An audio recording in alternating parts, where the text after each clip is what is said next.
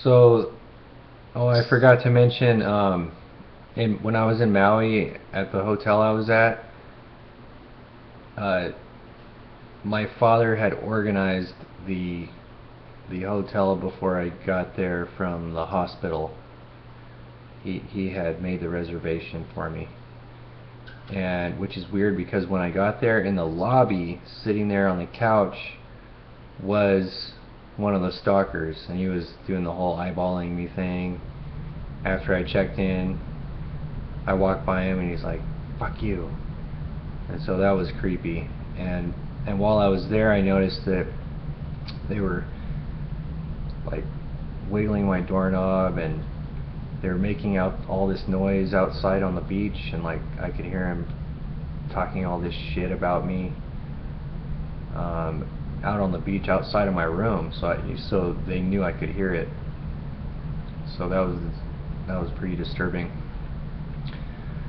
And I ended up calling the police there a few times because I saw the people a few times in the lobby, and kept hearing them outside. And so they got pretty annoyed with me because I knew they were there, and it's like nobody would believe me. The police wouldn't believe me. No matter where I went, it's like the police couldn't help me. They couldn't do anything. And plus, the Hawaiian police don't really help you out a whole lot if you're a mainlander. They don't really trust mainlanders, I guess. I don't know. So, continuing with the story, the plane's about to land. They pulled me up front according to our plan, and I'm like, great, I'm finally get to point these guys out, and they're gonna get in trouble, and for harassing me and terrorizing me for like a week straight. I was a mess, total mess. I can't even explain what a mess I was by that time. But I had lost weight from just running and not eating, and I was even skinnier than I am now.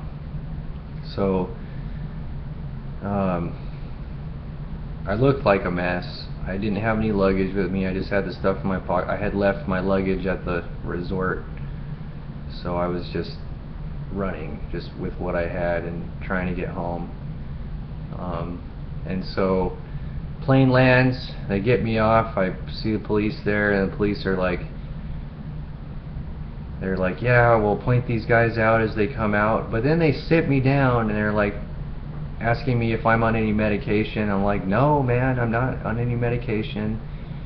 They're like shining the flashlight in my eyes as I'm trying to point these guys out. They're shining the flashlight in my eyes. So I see the stepson go by off the plane. I'm like, there he is, he's right there, and he like stares at me with this freaking evil stare, and I knew it was him. So I pointing him out. I'm like, there he is, he's right there, he's getting away, and the cops don't do anything.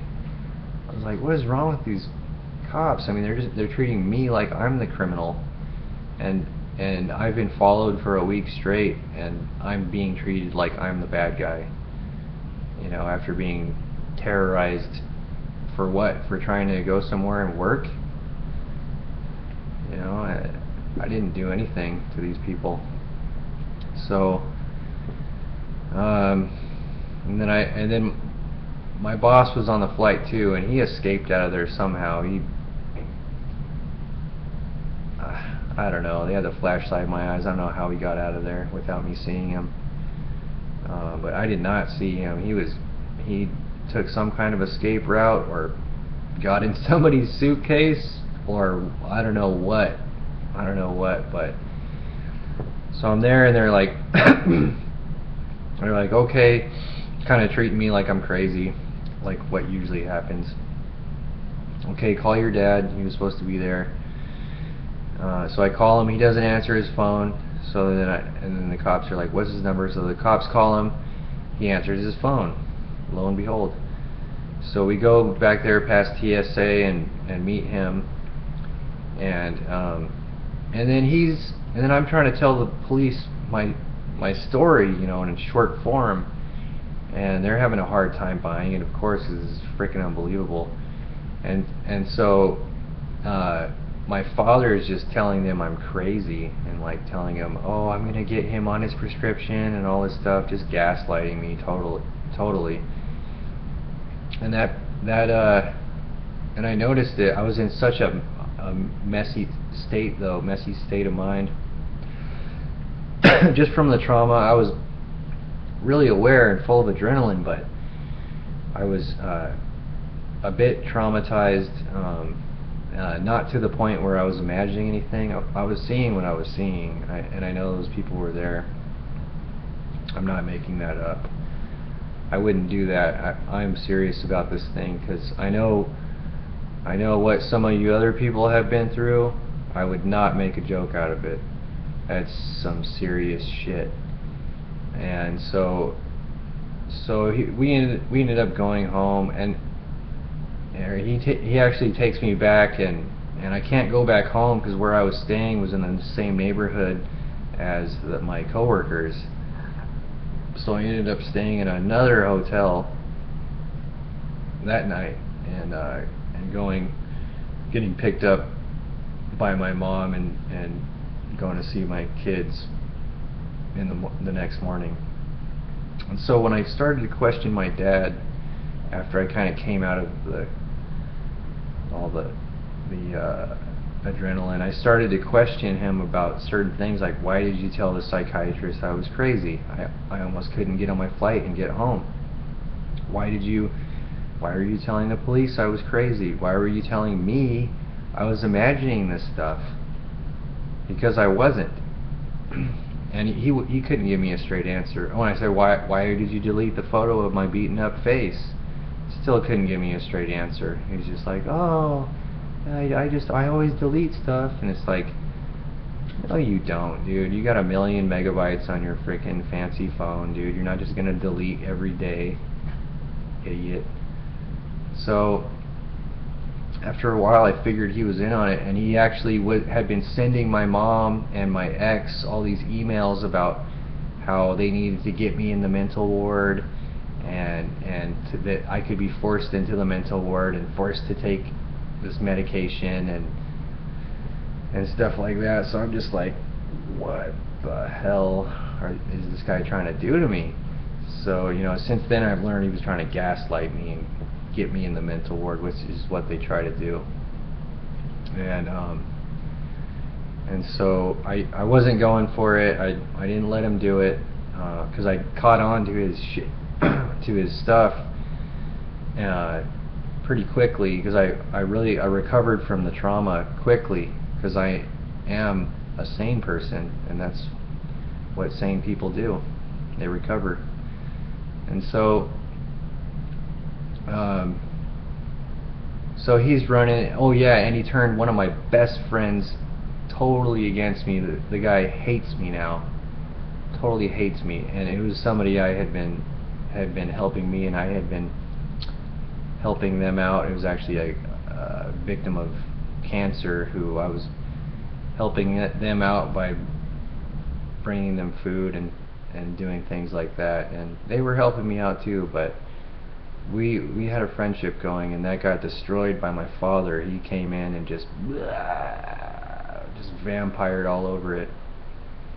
And he tried to do the same thing with my ex. She got a restraining order against me, and the grounds were because I quit my job, and that I had been warning her to get out of the house, because I didn't know if people were going to be coming after my family. I thought people were after me, trying to kill me. They knew where they lived. So I was worried about my family, naturally. I was trying to get them to a safe place, and nobody was listening to me, which was super freaking frustrating.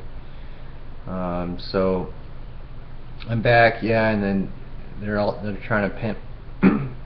My father's trying to just game on me and just get me put away, you know, and I'm finding out, and so I start kind of talking some shit to him, and he responds with his usual passive-aggressive crap, and so I know he's in on it. So I think what was happening was, since I was telling him where I was when I was in Hawaii, he was telling all these guys, these stalkers and my coworkers, where I was at all times. You know, and even if he wasn't, he was telling the psychiatrist I was crazy. He was telling the police I was crazy. He was gaslighting me when I got home, so he was in on it. Another thing that I noticed was that the stepson, before the trip to Hawaii, we were on a job, and he had said, do you know what we're gonna do to you in Hawaii? And I was like, what are you gonna do? Blow me? And you know, I thought nothing of it. I should have, that should have caught my attention more, and I didn't really think. So I think that all this stuff was planned out. I actually had a good friend of mine, a Mexican guy. He goes by the name of Pancho, and a few months before that, he had tried warning me to get out of this company, and that these guys were against me, and I kind of believed him, but I wasn't sure, and I needed the money, I needed to work, and so I mean, I didn't really want to work for them, but I felt like I had to. So yeah, it's like workplace mobbing. You got trolls at work, and then yeah, the whole experience with these people. And so, you know, and I have seen these trolls back in California too, some of the same ones that were in Hawaii, surprisingly. But I'm sure that doesn't surprise some of you experienced TIs. So in the next section, I'm going to get into how I think that the right thing to do now for me is to go the spiritual route with God and Jesus, because all the technology that these entities or these organizations are using, it's beyond anything I can figure out. So I think that you have to go deeper than that. You have to go with spiritual protection and spiritual strength to survive and keep your sanity, because they want you to self-destruct. They want you to kill yourself, and I'll never kill myself. And so yeah, in the next part I'll talk a little bit about that. And there's a few TIs that I've watched videos of. You know who you are, so I just want to say thanks a lot. You've helped me, and you've given me the courage to make these videos as well. Alright, I'll see you in the next section.